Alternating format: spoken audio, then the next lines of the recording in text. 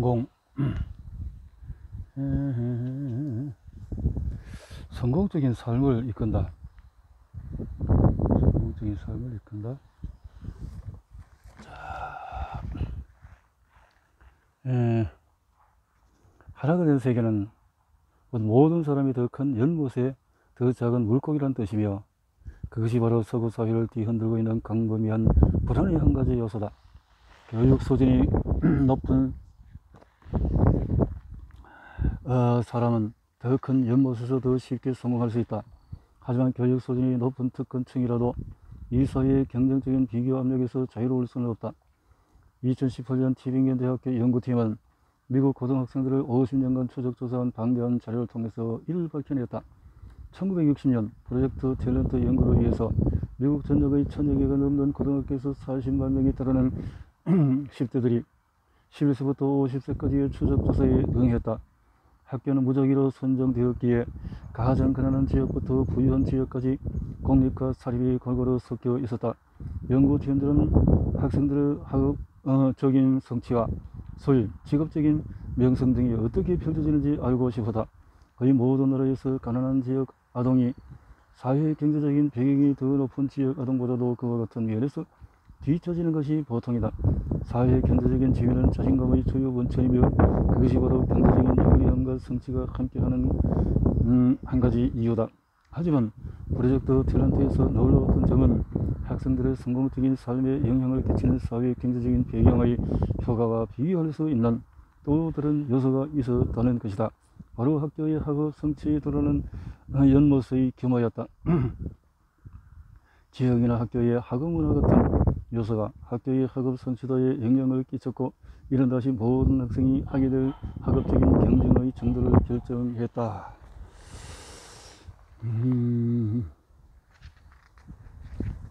그렇다면 연구팀이 던진 질문은 단순했다.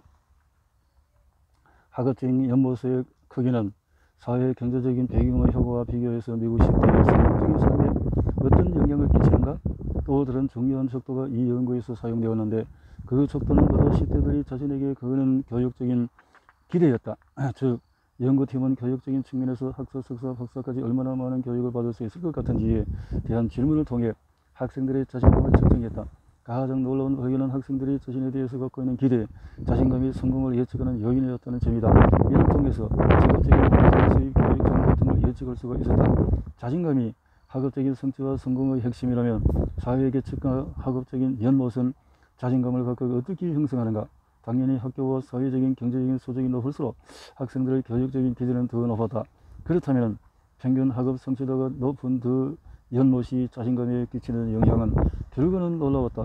학교의 학업 성취도는 사회 계층의 정반대의 효과를 나타낸다. 학교의 평균 학업 성취도가 높을수록 학생들의 자신감은 낮았다. 그리고 교육적인 기대가 성공을 추동하기 때문에 몇십 년 큰 연못의 학생들에게 사회 계층의 효과가 사라지면 이는 더 낮아졌다. 1000여 개가 넘는 학교와 40만 명에 달하는 학생을 대상으로 한 연구였기 때문에 학교의 사회적인 경제적인 배경과 학업적인 연못 규모의 효과를 통계학적으로 분리할 수 있었다. 보통 학교의 사회 경제적인 배경과 학업 성취도가 깊은 관련이 있기 때문에 이는 몹시 중요하다. 통계적으로 사회계층의 효과를 완전히 제거해야 학업적인 연못 규모의 효과를 제대로 살펴볼 수 있기 때문이다. 학업 성취도가 높은 학교에 다니는 중산층 학생은 학업 성취도가 보통인 학교에 다니는 중산층 학생보다 자신감이 부족해졌다. 그래서 같은 배경이지만은 경쟁이 덜하고 학업적으로 더 작은 연못에 있던 10대들에 비해서 덜 성공했다. 반대로 사회계층의 덕은 보지 못했지만 더 작은 연못에서 공부했던 10대들은 자신감이 높아졌고 결국 더 성공적인 삶을 살았다. 이에 대한 적절한 설명은 한 가지다.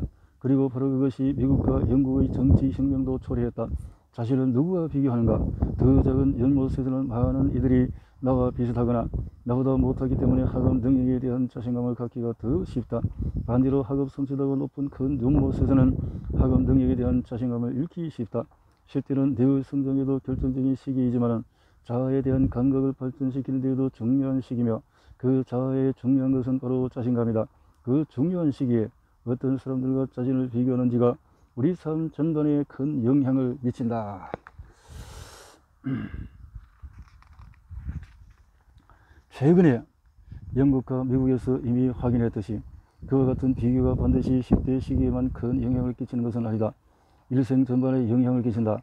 우리는 좋든 싫든 훨씬 더 크고 촘촘한 연결이 된 연못에 살고 있으며 그래서 자신감을 유지하기가 점점 힘들어지고 있다. 기술의 발전은 전 세계에서 가장 가난한 사람이 전 세계에서 가장 부유한 사람과 자신을 비교할 수 있게 만들었다.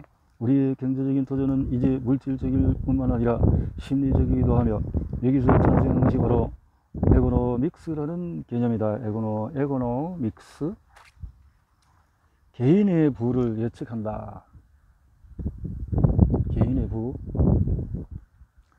예측한다.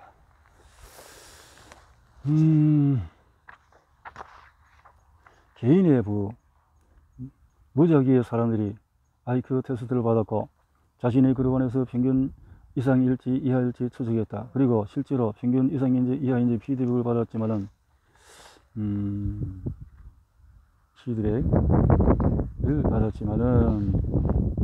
피드백의 정확도는 75% 뿐이었다. 사람들은 피드백을 토대로 다시 자신이 평균 이상일지 이하일지를 결정해야 했다. 이 과정이 4번 반복되면서 사람들은 자기 IQ에 대한 부정확한 피드백을 4번 받고 자신의 위치를 4번 추측했다. 이는 실생활의 거의 모든 피드백과 비슷하다. 100% 확실하고 믿을만한 피드백은 거의 없다는 뜻이다. 그렇다면 4차례에 걸친 부정확한 피드백을 받은 후에 참가자들은 자신의 능력에 대해서 어떻게 생각하게 되었을까? 내가 전적으로 이성적이라면 베이지안 정리하는 것을 따를 것이다. 피드백이 75%만 정확하다는 사실을 고려해 자기 평가를 재조정하는 것이다. 이성적인 데는 이를 통해서 자신에 대해서 정확한 판단을 내리게 된다. 그 판단을 지적인 자신감이라고 하자. 그렇다면 그와 같은 피드백을 통해서 얻은 자신감은 과연 정확한가? 대부분은 그렇지 않다. 이 장에서 살펴봤듯이 우리는 나쁜 소식보다도 좋은 소식을 더 확실하게 업데이트한다. 그것이 바로 여기에 일어나는 일이다. 사람들은 부정적인 피드백보다 긍정적인 피드백 이후에 자기 IQ에 대한 판단을 바꾸는 경향이 더 컸다. 사람들은 보수적이기도 했다. 긍정적인 피드백 후에는 IQ를 최대 35%까지 높였고 부정적인 피드백 후에는 15%까지 낮췄다. 우리의 지적 자신감은 까다롭다. 쉽게 변하지 않고 나쁜 소식보다 좋은 소식에 더 민감하다. 그리고 평균 이하의 사람들 중에 아주 소수는 어떤 부정적인 피드백도 원치 않는다. 우리가 이미 알고 있는 사실이다. 그렇다면 여기서 다른 점은 뭘까? 그에 대한 답은 로봇을 대상으로 한 같은 테스트 결과에서 찾아볼 수 있다. 로봇의 지능을 대신 측정했을 때 사람들은 베이지안 통계를 완벽히 따르는 것처럼 보였다. 긍정적인 피드백 부정적인 피드백을 똑같이 업데이트했고 지나치게 보수적이지도 않았다. 사람들은 평균 이상 혹은 이하라고 추정했던 로봇의 지능을 피드백에 맞춰서 이성적이고 적절하게 변경했다. 이런 자신감에서 자아를 제외할 때 일어나는 일이다. 보호해야 할 자아가 없을 때 미래를 가는 다리로서의 자신감은 이성적이고 통계적으로 작용한다. 자신감은 미래의 자신에 대한 믿음의 행동이다. 나는 할 수 있다는 자신감의 믿음은 일종의 내적인 코치 역할을 한다. 자신감은 나를 믿고 내가 그 믿음에 따를 수 있게 만들어주는 자유로운 멘토와 같다. 하지만 나에 대한 그 멘토의 믿음에는 한 가지 문제가 있다. 그 마법의 효과를 발휘하려면 내가 그 멘토를 믿어야 한다는 것이다. 네 머릿속에만 존재하는 그 멘토의 이름은 바로 자아다. 그래서 굉장히 중요한 요소인 하나는 에고노믹스다. 부유한가 가난한가, 성공하고 있는가 실패하는가, 상대적인 느낌은 우리가 어떤 비교 대상을 선택하느냐에 달려있다. 또한 자신에 대한 긍정적인 관점을 보호하기 위한 시도의 성취에 달려있다. 하지만 그 상대적인 빈부에 대한 우리의 느낌은 그리고 이를 결정하는 것은 현실적인 우리의 인식이기도 한데 그 느낌은 대부분의 사람을 불안하게 만드는 무언가에 훨씬 취약하다. 그것은 바로 변화다. 세상은 사회적인, 경제적인, 기술적 변화의 기하급수적인 속도에 따라 몹시 빨리 변하고 있다. 2018년 툴루즈 대학교 경제학자 로베르타 데시는 장밋빛인 안경이 우리를 앞으로 전진시키는 자신감의 변화에 대처하는 데 꼭 필요한 심리적인 전략이라고 말했다. 그녀는 인간이 커다란 집단에서 어떻게 함께 행동하는지 예측하는 게임이 이런 수학적인 모델링 방법을 사용해서 자신의 능력과 가능성에 대한 약간 지나친 자신감을 갖는 것이 경제 체계에서 조화로운 균형 상태를 창조한다고 예측했다. 적절하게 넘치는 자신감의 변화는 세상에서 옛 것에 집착하기보다 위험을 감수하고 새로운 프로젝트를 시도해서 빛을 볼 수 있게 만든다. 하지만 안정적인 환경에서는 그렇지 않다. 예측 가능성이 높고 변화가 별로 없는 상황에서는 지나친 자신감이 불리하게 작용한다. 그런 조건에서는 지나친 자신감이 잠재적인 골칫거리다. 안정적인 환경은 현재 진행 중인 프로젝트의 문제를 드러내서 규정하고 현재의 상황을 개선하기 위한 투자와 노력을 망설이게 만든다. 대시와 그녀의 공동저자 시아오진 자원은 3,000명 이상의 중국인에게 퍼즐을 풀게 하고 자신의 답이 얼마나 정확할 것 같은지 물어서 그들의 자신감을 측정했다. 그리고 살면서 어느 정도의 변화를 겪게 될 것 같은지를 물었다. 결과에 따르면 사람들은 삶의 더 큰 변화를 기대할수록 퍼즐의 답에 대해서도 지나친 자신감을 보였다. 그들은 더 나아가서 38개 국가의 평균 자신감 속도를 각국의 사회 경제적인 안정성 지표들과 비교했다. 그리고 최대한 자신감과 성공적인 상관관계가 있다고 기대되는 안전성 척도에 집중했다. 예를 들면 28년 동안에 낮게 유지된 실업률, 국내외 분쟁 정도 등이었다. 하지만 예상과 달리 더 안정적인 국가일수록 국민들의 자신감은 더 낮았다. 그것이 대시와 자오의 연구 결과였다. 예를 들어서 외국인의 자신감이 17.2였다면 일본은 13.3이었다. 사회 경제적으로 몹시 안정적인 스위스는 14.3으로 또 역동적으로 변화하고 있는 영국의 16.4보다도 낮았다. 자신감이 극도로 지나치면 심각한 문제가 생긴다. 하지만 적당하게 넘치는 자신감은 빠르게 변하는 세상에서 몹시 유용하다. 자신감은 심리적, 경제적으로 필요하다. 변화의 폭이 넓어지고 속도가 빨라지고 있다는 점을 생각하면 자신감은 세상의 번영에 심지어 더 소중한 자원이 된다. 하지만 경제는 정치와 별개로 존재할 수 없으며 자신감은 정치적인 삶에 있어서도 그만큼 중요한 역할을 한다. 자신감은